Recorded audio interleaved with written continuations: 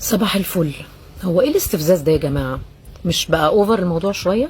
ايه الخبر بتاع السوشيال ميديا امبارح ان 80 واحد اشتروا فيلا في مراسي، الفيلا ب 100 مليون؟ فايه يعني المفروض ايه اللي يحصل؟ هو ده مش سفه؟ يعني الواحد يقعد طلعان عينه طول السنة بيشتغل ويحط مرتب سنة في حتة فيلا في الاخر؟ ايه الهبل ده؟ انتوا بجد اوفر. انا مش مصدقة نفسي. فيلا ب 100 مليون؟ ممكن.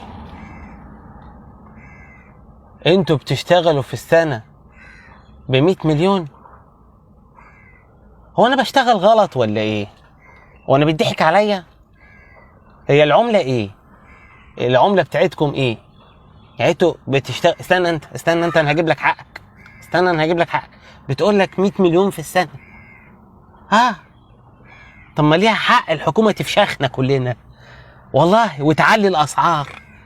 يعني هما فاهمين ان احنا بناخد في السنة 100 مليون؟ 100 مليون؟